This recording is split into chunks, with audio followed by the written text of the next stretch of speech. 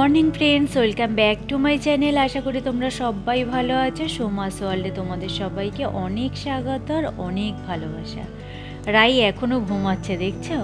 ঠান্ডা পেয়েছে আর ঘুমাচ্ছে। আর বাইরেটা দেখো, জলে পুরো ভেজা ভেজা। ভোরবেলার দিকেও বৃষ্টি হয়েছে অনেক। এখন বৃষ্টিটা নেই, কালকে তো সারা দিন সারা রাত বৃষ্টি। এদিকেও জামা কাপড়গুলো রয়েছে, কিন্তু এগুলো না জলের ছাট পড়ে সব ভিজে রয়েছে। চলো এখন রান্নাঘরে যাই, এক কাপ চা খেয়ে দিনটা শুরু করি। কদিন ধরে টানা বৃষ্টি হওয়াতে যেন স্যাঁতস্যাঁতে হয়ে গেছে সব কিছু। শুধু জামা কাপড় না গো, যেন ঘর বাড়িও স্যাঁতস্যাঁতে। একটু রোদ না উঠলে আর পারা যাচ্ছে না। আর এদিকে রান্নাঘরের কোনো কাজ আমি করিনি, দেখলে? আগে ভাবছি এক কাপ চা খাই, তারপর সব কাজ টাজ করবো, এনার্জিটা পাবো তাহলে। এদিকে তোমাদের দেখালাম ঘরের মধ্যেই নাইটি মেলে রেখেছিলাম, জানো? নাইটি পরার নেই, সব ভেজা। তা কালকে এই দুটো নাইটি ঘরে মেলে রেখেছি যে ফ্যানের হাওয়াতে শুকিয়ে যাবে। জানলাটা একটু খুলে দিয়ে দাঁড়াও। বাইরের ওয়েদারটা একদম মেঘলা, রোদ একদমই ওঠেনি। জানি না বেলার দিকে উঠবে কিনা। এখন বসে একটু চা খেয়ে নিই।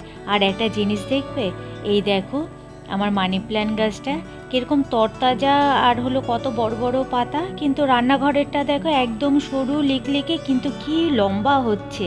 এটা আবার লম্বা হচ্ছে না, কিন্তু পাতাগুলো বেশ বড় বড়। চা খেয়ে দিয়ে তারপরে বিছানাটা তুলে নিচ্ছি। রাই উঠে গেছে, ও গেছে ফ্রেশ হতে, আর আমি এদিকে বিছানাটা তুলে নিয়ে চলো।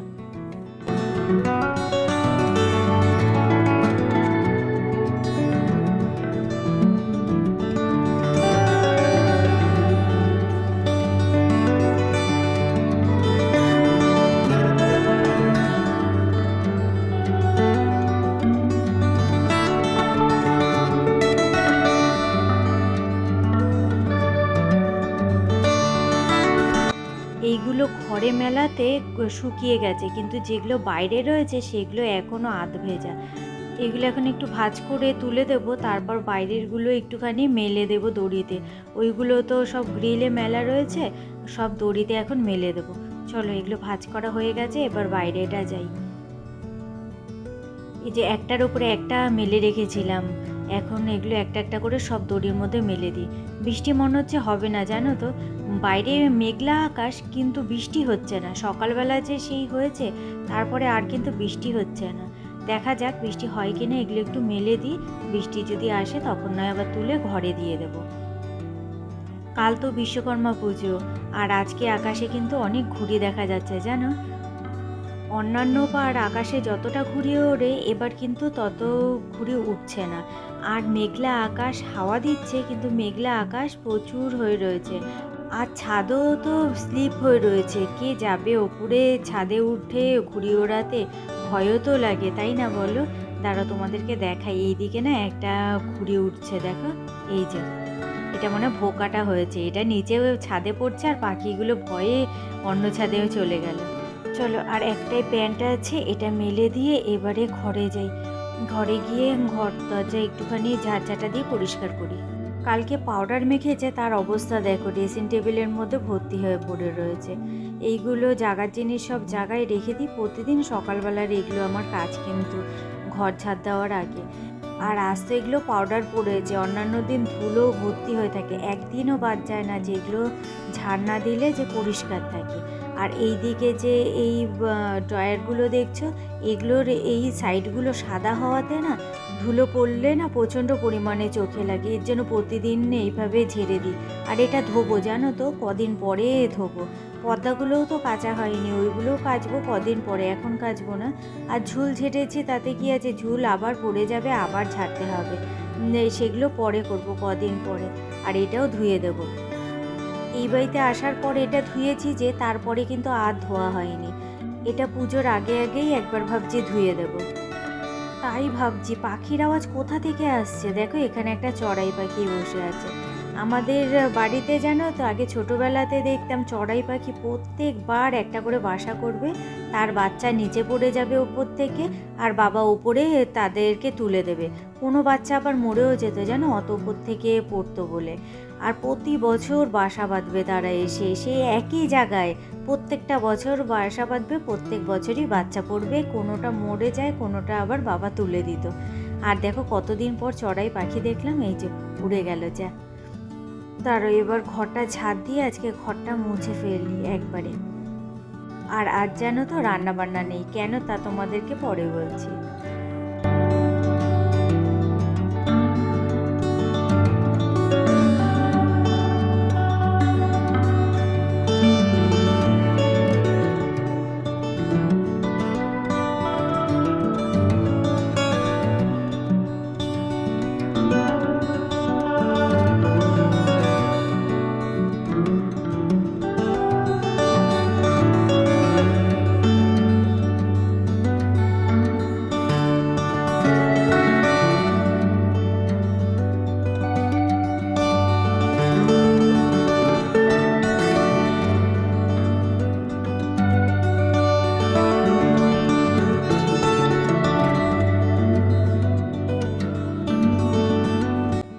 ঘরটা মুছে নিয়ে তারপরে ঠাকুরের বাসন মাজবো, তার আগে রান্নাঘরটা পরিষ্কার করব। রান্নাঘর কিন্তু পরিষ্কার করা হয়নি, পরিষ্কার বলতে কি আজকে তো রান্নাই হয়নি, শুধু চাটা হয়েছে। আর এই কারণে পরিষ্কারেরও তো ঝামেলা নেই, একটু মুছে নিলেই হয়ে যাবে। তা ঘরটা মুছে নিই পুরোটা, তারপরে রান্নাঘরের দিকে যাব।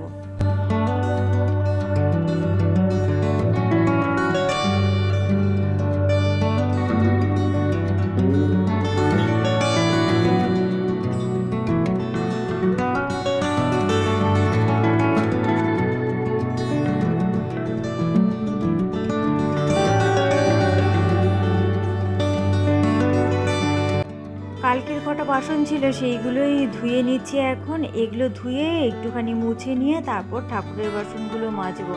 এগুলো না পরিষ্কার করে তো ঠাকুরের বাসন মাজা হয় না, তার জন্য ভাবলাম আগে ঘর দরজাটা পরিষ্কার করে আসি একবারে রান্নাঘরে, তারপর রান্নাঘরটা পরিষ্কার করে কিছু জামা কাপড় আছে ওইগুলো ভেজাবো, তারপরে ঠাকুরের বাসনটা মাজবো। কিছু রান্না হয়নি তাই গ্যাসটা একটুখানি মুছে নিয়েছি কাপড় দিয়েই। আজ আর দিলাম না সাবান, যেহেতু রান্না হয়নি আর তেল কাজটাও হয়নি এই কারণে। তো এখন স্ল্যাবটা মুছে নিচ্ছি, তারপর যাব জামা কাপড় ভেজাতে।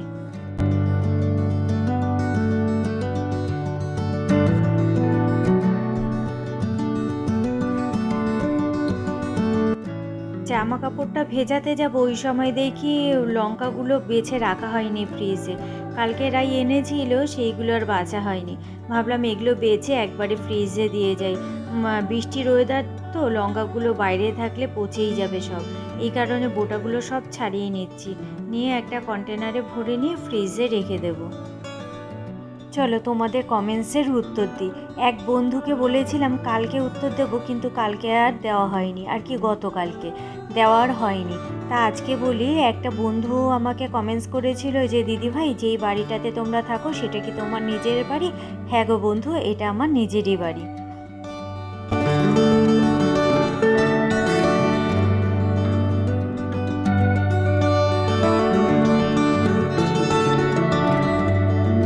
ফ্রিজে রেখে দিলাম, এবার ময়লাগুলো সব ফেলে দিচ্ছি, তারপর যাব হলো কাঁচা ভেজাতে।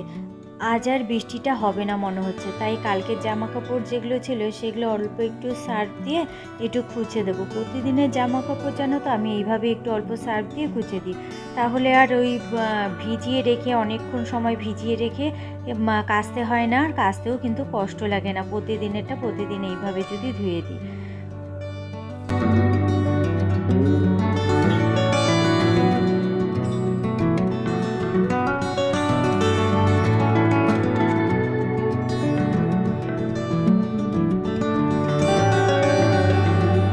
কাচা ধোয়া করে একবারে স্নান করে চলে এলাম। জামা কাপড়গুলো এখন সব মেলে দেব, তারপরে দেব পুজো। আর ঠাকুরের বাসনও মেজে নিয়েছি এর ফাঁকেই। এখন জামা কাপড়গুলো একটু ভালো করে মেলে দিয়ে তারপরে যাই পুজো দিতে।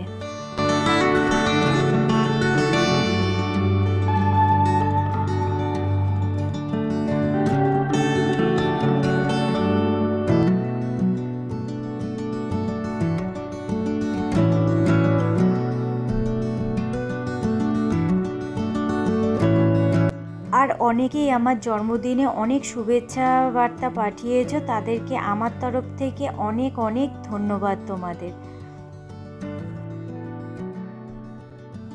ফুল ছিল না জানো তো, শুধু তুলসী পাতা ছিল, তাই তুলসী পাতা দিয়েই শুধু আজকের পুজো দিলাম। আর ফুল একটাও নেই, বেলপাতাও নেই। চলো এবার রান্নাঘরে যাই। এই যে আজকে হলো দুপুরের খাবার। মনে আছে আমার জন্মদিনের দিন কিছুটা খাবার বেঁচে গেছিলো, নিয়ে এসেছিলাম। সেই রাইস রয়েছে আর দুটো চিকেন বেঁচেছিল, সেটাই আজকে বের করে নিলাম, ওটাই গরম করে নিয়েছি। আর অল্প কটা ভাতের প্রয়োজন ছিল, তাই ম্যাগি বানিয়ে নিয়েছি। এটাই আজকে আমাদের দুপুরের খাবার। চলো এটা রাইকে দিয়ে আসি। আমাদের অসুবিধা হয় না, ম্যাগি খেতে ভালোবাসি তো, এই কারণে আর অসুবিধা হয় না। আর আজকে দুপুরবেলা রান্না থেকে একটু মুক্তিও হলো। একদিন কোনো না কোনোভাবে একটুখানি ফ্রি হওয়াই যায় রান্নার থেকে, তাই না বলো?